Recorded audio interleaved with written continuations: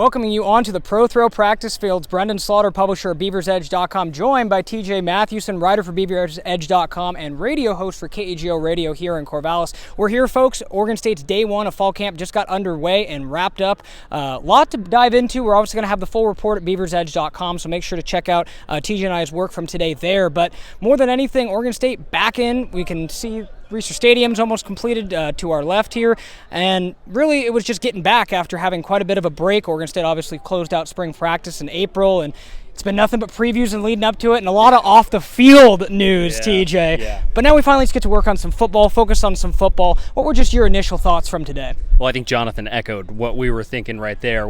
The question was asked in the scrum after about all the news after, and he's like, it's finally nice to have something in front of you to actually focus on instead of linking our entire lives to rumors. Right. But it was nice, a bit of an easier day going in for Oregon State. A lot of drills, just a little bit of live work at the end.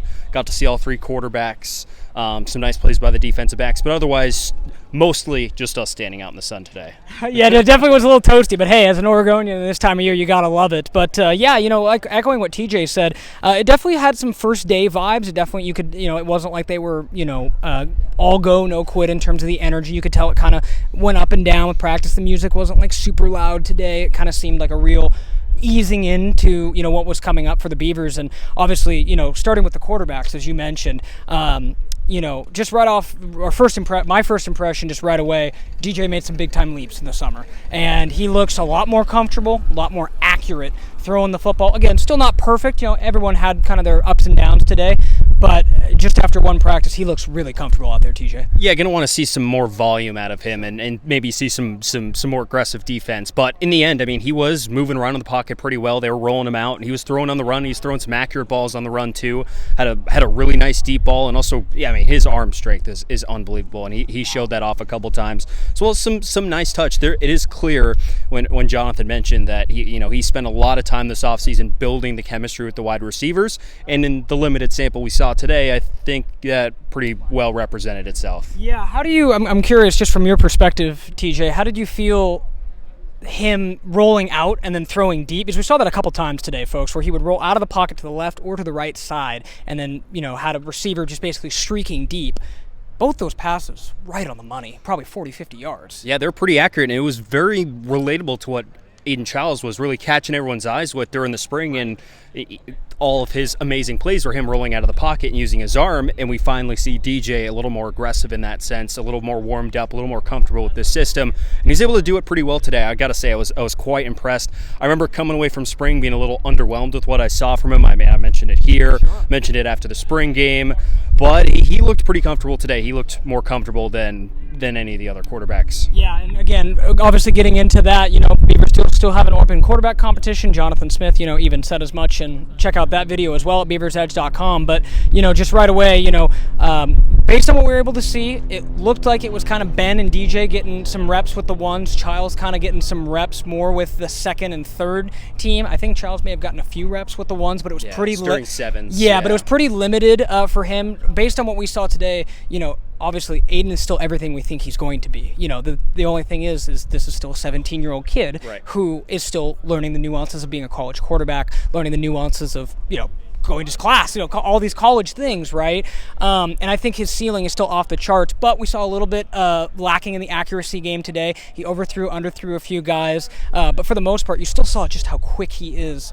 He's got the wheels, man. Yeah. He still is so quick. He does look a little bigger too. Yes. He looked like he got a little bit bigger in the off season. Put on about 10 pounds. Yeah, he looked a little bit more stocky, but yeah, especially going deep, it was pretty noticeable. Throwing 20 plus yards down the field, he had occasionally a little bit too much juice on the ball. Yeah. And again, like we're going to notice, especially when practice gets going here later in the fall, that once the first teamers start playing against him, we might see a little bit more of that 17-year-old nature coming out of him, might make a few mistakes, and the guys are a little bit faster out there than he's used to, than what he saw in the spring when he was going up against primarily backups. Sure. And then that's all to say that, like I said, I still think his potential's off the charts, but, what TJ and I previewed in our podcast last week, we thought it was going to need to be some kind of Herculean type effort for him to unseat DJ or Ben, in that pecking order right away. after one practice, I still kind of think the order is still kind of what we thought it was coming into the fall. But again, I liked what I saw from Childs today. Ben, on the other hand, again, we kind of know what we're getting with Ben, right? And, he had I believe he had 1 or 2 interceptions today. Had a few nice moments, but still not quite as consistent as DJ today. Yeah, today. I'm going to put an asterisk on today. They really didn't have that many reps today. No. They spent one session doing live drills and then a tiny bit of 7-on-7, but that's it. I don't think we really got a proper view of the quarterbacks today. Sure. However, the 2 mistakes Ben did make, they were not very good. I mean, over here in the corner right here behind us, actually, Ryan Cooper made a really, really nice interception on an overthrow that Ben had. The other one was just a very crucial mistake on a screen pass that Isaac Hodgins, shout out to him, stepped in front, got a pick. He would have gotten a touchdown if it was live. He'd still be running, folks. So a couple big mistakes from Ben today. But overall, again, the sample is really just too small. Yeah, and then again, just for those who were curious, I mean, we'll have the complete rotation reaction at BeaversEDGE.com. We obviously know who played at right guard today, so make sure to check that out on the damn board, and talk to Jonathan a little bit about what they're going to do with that position with Marco Brewer obviously out for the season. So TJ and I got some eyes on rotations there. The other thing of note, running back. Obviously, a couple days ago, Jam Griffin, the news drops. He enters the transfer portal. TJ, you could see it on Jonathan's face. It's frustrating. Yeah, it is. But thankfully for them, they do have a deep running back room. But I mentioned it to you. Over text, I think. It went from, they did really go from the deepest room in the Pac-12, and then you get a retirement, and then you have some issues with the JUCO running back, and then you have Jam Griffin entering the portal, and then all of a sudden, it's like, okay, now we have 3 scholarship running backs. Right. Now, Isaiah Newell, he he's another guy who looked a bit bigger. He now is, he listed for us, he's 6 foot, 220 pounds, which is just about what Martinez is, too. Right, he looked a little bit bigger, and he was definitely getting in there on some rotations today. So, he steps up, everyone forgets about this, but it is a notice since the final snap was played in the Vegas Bowl. There have been some significant developments in that running back room, and they've gotten hampered quite a bit.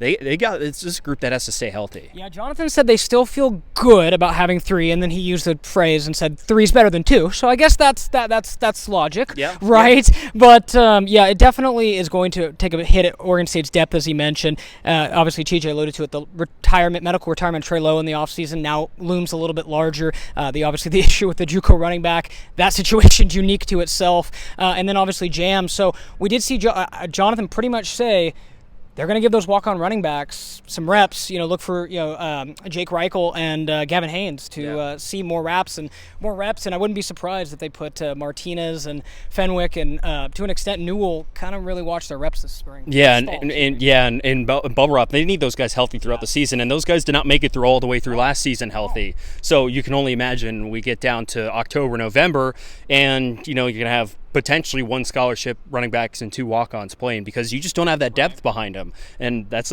really unfortunate. That's got to be frustrating for a coach right before spring that happens. Jonathan also said he liked what he saw from the defensive line. TJ and I will have it in our Nugget breakdown on BeaversEDGE.com. We really liked what we saw from the pass rush, even particularly second and third string pass rushers were getting after the quarterback too. So with that being a big time emphasis this year, that was good to see. And then TJ alluded to it with Cooper's pick earlier. Josiah Johnson also had a pick earlier too, young guy in the mix. So I think, and not to mention, Jonathan Smith doesn't oftentimes single out guys. Singled out cornerback Noble Thomas today and said, Noble Thomas, a redshirt freshman, and said he was pushing to be in the mix. That's definitely a big-time development, so we'll keep an eye on that for sure. But overall, pretty good first practice for Oregon State. There's a long way to go, but based on where we left things in spring till now, there's nothing that TJ and I see as massively concerning. The areas that needed to grow look like they've grown. The areas of concern look like they've kind of been addressed. There are some new areas of concern, like we mentioned, running back, but all in all, TJ,